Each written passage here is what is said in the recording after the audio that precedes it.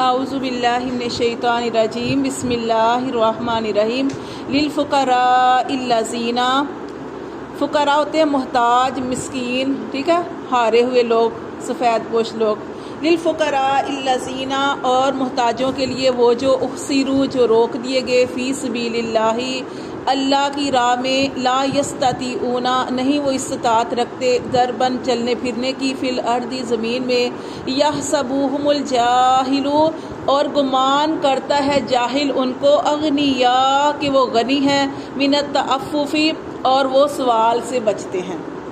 اللہ فرماتے ہیں تعریفہم، تم ان کو پہچان لوگے، بسیماہم، ان کے چہروں سے. تو یہاں پہ اللہ تعالیٰ نے فرمایا کہ کس کو دینا ہے، اوپر خرچ کی بات ہوئی نا کہ اللہ کی رضا کے لیے خرچ کرنا ہے. اور اللہ فرماتے ہیں کہ جو بھی تم اللہ کی رضا کے لیے خرچ کرو گے اللہ تعالیٰ تمہیں پورا اجر و ثواب دے گا. بلکہ ہم نے پڑھا کہ اللہ تبارک و تعالیٰ جتنا چاہے نیت کے مطابق اخلاص میں اوپر کس نے خرچ کیا ہوگا تو بڑھا چڑھا کر بھی اجر و ثواب عطا فرمائیں گے. پھر اللہ نے فرمایا کہ خرچ کس پہ کرنا ہے، کہ ان لوگوں پر جو فقراء ہیں، جو ضرورت مند ہیں، جو تنگ دست ہیں، ان کو. اور خاص طور پر یہ آیت نازل ہوئی تھی، شان نزول اس کا یہ ہے کہ آپ صلی اللہ علیہ وسلم کے پاس 400 صحابہ کرام ایسے تھے جو اصحاب صفہ تھے، جو آپ صلی اللہ علیہ وسلم کے پاس تعلیم حاصل کرتے تھے. اور ان میں آپ پتہ ہے ان میں سے کون، حضرت ابو ہریرہ بھی ان لوگوں میں شامل تھے کہ ایسے لوگ تھے جن کے گھر بار بھی نہیں تھے. ٹھیک ہے، وہ مدینہ ہجرت کر کے آئے تھے، مکہ سے مدینہ آئے تھے، انہوں نے تکلیف برداشت کی، اپنے گھر بار سب کچھ چھوڑا، یہاں پہ آئے. اور یہاں پر ان کا مقصد کیا تھا کہ وہ تعلیم حاصل کریں، نبی صلی اللہ علیہ وسلم کی خدمت میں بیٹھے رہیں. اور وہ سارا دن آپ صلی اللہ علیہ وسلم کے پاس بیٹھے رہتے تھے، اور جو کچھ آپ صلی اللہ علیہ وسلم فرماتے تھے فوراً اس کو لکھتے تھے. اور آپ کو پتہ ہے ابو ہریرہ سے کتنی زیادہ حدیث مبارکہ ہیں. اللہ فرماتے ہیں کہ ایسے لوگ تھے جیسے اصحاب صفہ، آپ کے پاس تعلیم حاصل کرتے تھے. اللہ فرماتے ہیں ان کے اوپر خرچ کرو. وہ روک دیے گئے فی سبیل اللہ، اللہ کی راہ میں، کہ وہ ان کے پاس اتنا ہے نہیں. اور آپ کو پتہ ہے جب مال ہوتا ہے تبھی وہ کاروبار بھی کیے جاتے ہیں اور سارا معاش کا جو ہے کیا جاتا ہے. اللہ فرماتے ہیں وہ روک دیے گئے اللہ کی راہ میں، لا یستطیعون، وہ استطاعت نہیں رکھتے، ضرباً فی الارض، زمین میں چلنے پھرنے کی استطاعت نہیں رکھتے. اور وہ ایسے لوگ ہیں کہ اللہ فرماتے ہیں کہ وہ کسی سے سوال بھی نہیں کرتے، ان کو پتہ ہے کیونکہ نبی صلی اللہ علیہ وسلم کی خدمت میں بیٹھتے تھے، آپ کی مجلس میں بیٹھتے تھے. اور ان کے اوپر اتنا، کیونکہ آپ دیکھیں نا وہ ہدایت کی نیت سے بیٹھتے تھے نا، اور جو ہدایت کی نیت سے بیٹھے گا اللہ تعالیٰ اس کو ہدایت دیتے ہیں. جیسے آپ سے فرماتے تھے کہ کسی کے آگے سوال نہیں کرنا، جو کچھ مانگنا ہے اللہ سے مانگو. جیسے نبی صلی اللہ علیہ وسلم کی ایک حدیث ہے جس میں آپ صلی اللہ علیہ وسلم نے ارشاد فرمایا کہ اگر میری جوتے کا تسمہ بھی، آپ کے جوتے کا تسمہ بھی ٹوٹ جاتا ہے، وہ بھی اللہ سے مانگو، ہر چیز اللہ. تو وہ نبی کی محفل میں بیٹھنے والے تھے، وہ کسی سے سوال نہیں کرتے تھے. اللہ فرماتے ہیں یحسبوہم الجاہل، گمان کرتے ہیں جاہل ان کو، اغنیاء کہ وہ غنی ہے. لیکن وہ کس لیے، من التعفف، لیکن وہ سوال سے بچتے ہیں. وہ ایسے لوگ ہیں جو آپ کی محفل میں بیٹھتے ہیں اور وہ سوال سے بچتے ہیں. تعریفہم، تو ان کو پہچانے گا، بسیماہم، ان کے چہروں سے. تو یہ تو اس وقت کی بات ہے، لیکن قرآن کو ایسے پڑھنا چاہیے کہ جیسے یہ ہمارے لیے نازل ہوا. تو اب بھی دنیا میں کئی ایسے لوگ ہیں، کچھ تو ایسے لوگ ہیں جن کا پیشہ ہے مانگنا، اور کچھ ایسے لوگ ہیں کہ جن کی ضرورت بھی ہوتی ہے لیکن اس کے باوجود وہ کسی سے سوال نہیں کرتے. وہ لوگ اللہ فرماتے ہیں ایسے لوگوں کے اوپر خرچ کرو.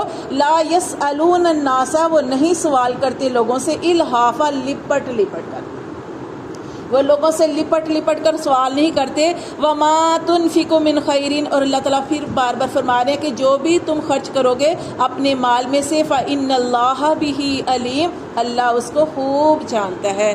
تو دیکھیں نبی صلی اللہ علیہ وآلہ وسلم کی ایک حدیث ہے جس میں آپ سے نے ارشاد فرمایا مسکین کون ہے.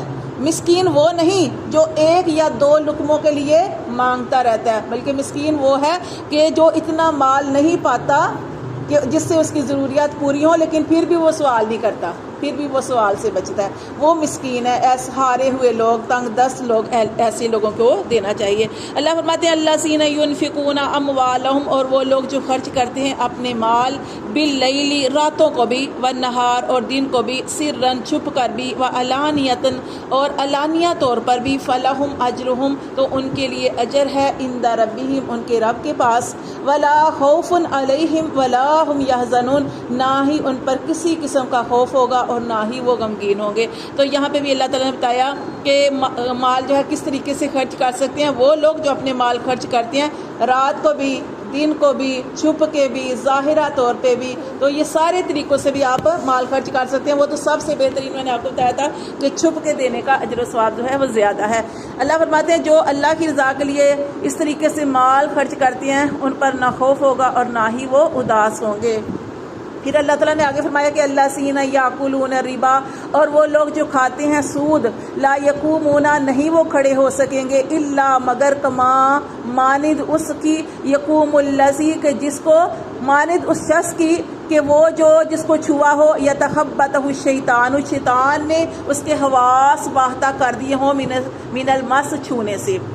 اللہ تعالیٰ فرماتے ہیں کہ وہ لوگ جو سود کھاتے ہیں، ٹھیک ہے، سود کھاتے ہیں۔ سود کا کیا ہوتا ہے کہ سود کا مطلب ہے، ربا کا مطلب ہوتا ہے کہ زیادتی، یعنی سود کا معاملہ کرنا۔ جیسے مثال کے طور پر کسی نے کسی کو 100 روپیہ دیا اور اس نے کہا کہ اب میں جب واپس لوں گی تو 25 روپے میں نے اوپر لینے ہیں، 100 کے اوپر 25 لے لیے، یا 100 کے اوپر 10 لے لیے، 20 لے، کوئی اوپر رقم فکس کر لینا کہ جو میں نے تمہیں پیسے دیے ہیں اس کے اوپر میں نے اتنے، جب تم واپس کرو گے تو 10 روپے 15 20 جتنا بھی آپ اس نے کسی نے رکھا اس کو کہتے ہیں سود۔ تو یہ سود حرام ہے۔ اسی طرح جو بینکوں کے اندر سے قرضہ لیا جاتا ہے وہ بھی حرام میں آتا ہے، کیونکہ جو قرضہ لیا جاتا ہے نا، جیسے کئی لوگ کہتے ہیں کہ ہم نے قرضہ لیا کاروبار کرنے کے لیے۔ اب دیکھو کاروبار جو بھی ہوتا ہے اس میں تو کسی وقت نفع ہوتا ہے، کسی میں نقصان ہو جاتا ہے، تو اس میں فکس رقم تو نہیں نا ہوتی۔ تو یہ جو بینکوں سے بھی لے جاتا ہے وہ بھی فکس رقم ہوتی ہے، یہ بھی سود کے اندر آتا ہے۔ تو انشورنس بھی سود کے اندر ہے۔ اب میں جی انشورنس بھی سود کے اندر ہے۔ تو ایسے ہی میرا نا تھوڑا سا معاملہ ہو گیا تھا، اتنا جب آپ کو سمجھ نہیں نہ ہوتی تو پھر تھوڑے سے معاملات ایسے ہو جاتے ہیں۔ میں ایسے ہی بینک میں گئی نا میرا، تو اس نے کہا کہ یہ ہم کاروبار کے لیے یہ جو ہے نا کر رہے ہیں تو آپ کاروبار میں پیسے لگا لو۔ مجھے اس وقت اتنی سمجھ نہیں تھی، میں نے نا سائن وغیرہ کر دیے، سارا کچھ کر دیا۔ جب کر دیا نا بعد میں اس نے نا مجھے وہ سارا، میں اسے کہا کہ یہ نا انشورنس وغیرہ تو نہیں ہے، اس نے کہا کہ نہیں یہ انشورنس نہیں ہے۔ بہرحال مجھے اتنا اس وقت سمجھ نہیں آئی، میں نے نا کر دیے سائن وغیرہ۔ بعد میں نے دیکھا تو سارا جو تھا نا وہ یہی تھا۔ تو بعد میں نے اسے اب بڑا کوشش کر کے نا اتنی مشکل سے اپنے پیسے اس میں کٹوا کے نا تو اس کو ختم کرایا۔ جب آپ کو پتہ چل جائے نا اب فوراً جو ہے نا اس معاملے کو ختم کرنا چاہیے، یہ نہیں کروانے چاہیے۔ نہیں دیکھیں اللہ تعالیٰ روزی دینے والا ہے نا، یا پھر اس طرح لوگ کروا دیتے ہیں کہ یہ کروانی نہیں چاہیے۔ یہ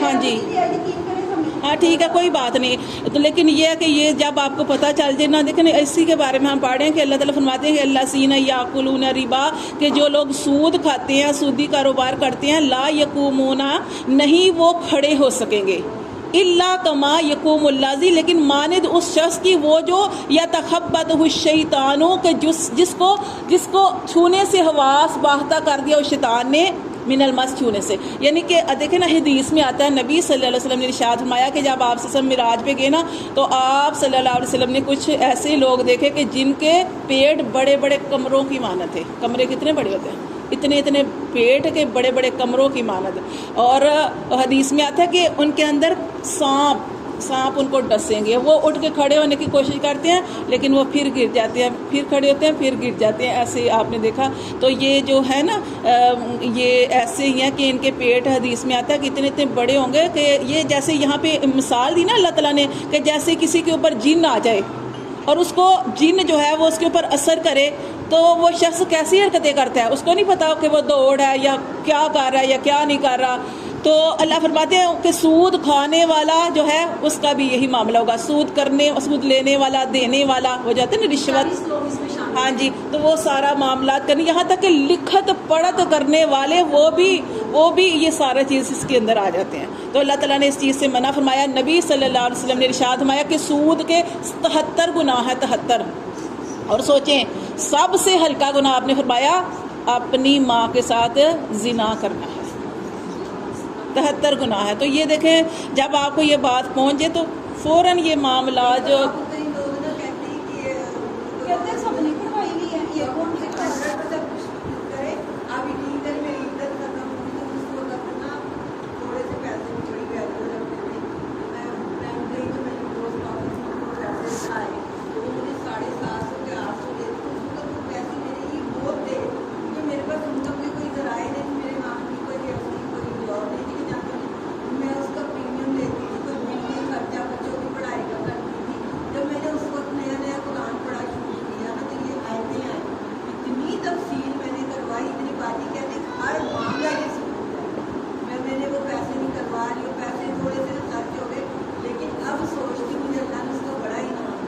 دیتا ہے اللہ تعالیٰ. آپ جتنا سخت فیصلہ اللہ کے حکم سخت حکم کو مانیں گے اس کا اجر بھی اتنا ہی ہے. اپنے لیے کبھی بھی میں نے سب کچھ اللہ پہ ڈال دیا. میں نے کہا ہمارے نہیں آج ساحل بیٹی کی شادی کے لیے کی تھی نا, بیٹی میری چھوٹی ہے, تب وہ سال کی تھی جب کروائی تھی. میں نے کہا اللہ تیرے اوپر ہے, تو تیرے پہ دیکھیں اللہ تعالیٰ کے اوپر معاملہ چھوڑ دیں, اللہ تعالیٰ بہترین کرنے والے. دیکھ اب ایک کام آپ نے چھوڑ دیا, ایک آپ حرام کام آپ نے چھوڑا, تو اللہ آپ کو اس کا اجر نہیں دے گا. میرے ہسبینڈ ابھی بھی کہتے ہیں کاش تم نے نہ چھوڑی. نہیں اللہ ہمیں اس کا اجر دے گا. نہیں, جب آپ تک یہ بات پہنچ جاتی ہے نا, بے شک آپ دیکھیں گے کتنے لوگ ہیں آج کل, بہت سے لوگ ہیں جنہوں نے یہ کام کیا ہوا, ہر دوسرے بندے نے کیا. لیکن آپ یاد کریں کہ دیکھیں آپ حدیث نبی صلی اللہ علیہ وسلم کی حدیث ہے کہ 73 گناہ ہیں سود کے, اور سب سے ہلکا اپنی ماں کے ساتھ زنا کرنا ہے. پھر آپ نے فرمایا کہ معراج والے دن میں نے دیکھا کہ ان کے سود کھانے والوں کے پیٹ اتنے بڑے ہوں گے جتنے بڑے بڑے کمرے, اور یہ کھڑے نہیں ہو سکیں گے. کیوں کہ سانپ ان کے پیٹوں کے اندر ان کو ڈس رہے ہوں گے. تو یہ ان کے ساتھ ایسا ہی معاملہ ہوتا رہے گا. رشوت کھانے والے, حرام کھانے والے, حرام کا معاملہ کرنے والے, جی سود دینے والا لینے والا سارے اس کے اندر آتے ہیں. اس کا لکھنے والا ایک تیسرا بندہ بیٹھا ہوا ہے, کسی کی رہنمائی کر رہی ہے کہ وہ مشکل میں, اور وہ آپ کے ساتھ اپنی مشکل شیئر کر رہی ہے, اور آپ اسے کہہ رہی ہیں 4 میں لے کے کوئی حل ہو جائے گا, تو وہ دیں. یعنی سود آپ یہ دیکھیں جیسے کسی نے, جیسے میں نے آپ کو بتا دیا کہ 100 روپیہ آپ نے دیا اور آپ کہیں گی میں جب واپس لوں گی تو 10 روپے اوپر لوں گی. اسی طرح کئی لوگ لاکھ روپیہ قرضہ لیتے ہیں اور کہتے ہیں اس کے اوپر میں نے 20,000 لینا ہے. تو جو آپ فکس کرتے ہیں نا, یہ سود کے اندر جاتا ہے. دیکھیں اللہ نے یہ آگے ہم جو آیات پڑھیں گے نا جس میں اللہ نے قرضے کے بارے میں فرمایا کہ قرض دو, اللہ نے فرمایا سود نہیں قرض دو. قرض دینے سے کیا ہوتا ہے, دل کے اندر نرمی پیدا ہوتی ہے. کوئی کسی کا احساس کرتا ہے تو کسی کو قرض دیتا ہے. تو یہ جو سود دیتے ہیں یہ بے رحمی پیدا ہوتی ہے, انسان کے اندر سے رحم نکل جاتا ہے, اور وہ کہتے ہیں مجھے نہیں پتا تمہارے پاس ہیں یا نہیں ہے, میں نے تم سے لینے ہی لینے ہیں. تو یہ اس طرح کی چیز ہے. دیکھیں میں آپ کو انشاءاللہ اس کے بارے میں بھی بتاؤں گی کہ یہ گروی جو ہے نا یہ بھی معاملہ نہیں کرنا چاہیے, یہ بھی معاملہ نہیں کرنا چاہیے, گروی والا بھی معاملہ نہیں کرنا چاہیے. ٹھیک ہے, میں انشاءاللہ آپ کو کسی دن یہ بھی اس کے بارے میں بتاؤں گی. تو دیکھیں یہاں پہ اللہ تعالیٰ فرماتے ہیں کہ وہ شخص کھڑا نہیں ہو سکے گا, کیونکہ یہ اس مانند اس شخص کی کہ جس کو شیطان نے چھو کے اس کے حواس باہتا کر دی ہوں, اس شخص کی مانند ہوگا. یہ ذالکا یہ بھی انہم اس وجہ سے قالو کہ اس نے کہا انما البیع کہ بے شک تجارت مثل الربا, کہ اس نے یہ بھی کہا کہ تجارت جو ہے وہ سود کی مانند ہے. دیکھیں یہاں اللہ نے فرمایا وَحَلَّ اللَّهُ الْبَيْعَ, اور اللہ نے حلال کیا تجارت کو, وَحَرَّمَ الرِّبَا, اور سود کو اللہ نے حرام کیا. تجارت جو ہے وہ حلال ہے. نبی صلی اللہ علیہ وسلم بھی تجارت کرتے تھے, آپ صلی اللہ علیہ وسلم نے تجارت کی نا حضرت خدیجہ رضی اللہ تعالیٰ عنہا کے مال سے. تجارت جو ہے وہ اللہ نے حلال کیا ہے. حرام کیا کیا اللہ نے, سود کو. اللہ فرماتے ہیں فمن جاءہ, پس جس کے پاس آئے موعظۃ النصیحت من ربہ, اس کے رب کی طرف سے. جیسے آپ کہتی ہیں میں نے سنا اس کو چھوڑ دیا, اللہ فرماتے ہیں جس کے پاس یہ نصیحت آ گئی اس کے رب کی طرف سے, فانتہا, وہ باز آ جائے, فلاحو, تو اس کے لیے معصلم, جو بھی معاملہ ہو چکا پیچھے اللہ اس کو معاف کر دیں گے.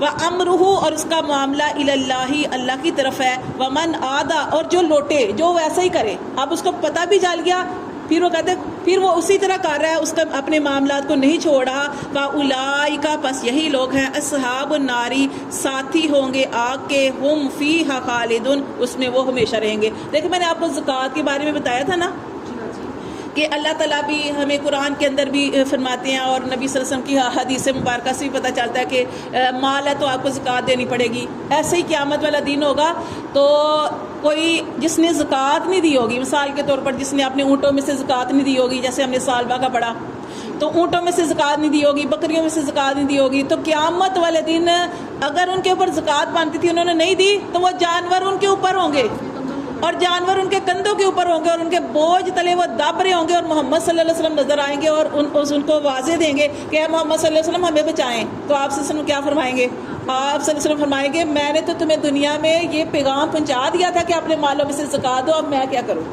اب میں نہیں کچھ کر سکتا, کیونکہ تمہارے اوپر میں نے یہ جو سارا اللہ کا حکم تھا وہ پہنچا دیا تھا.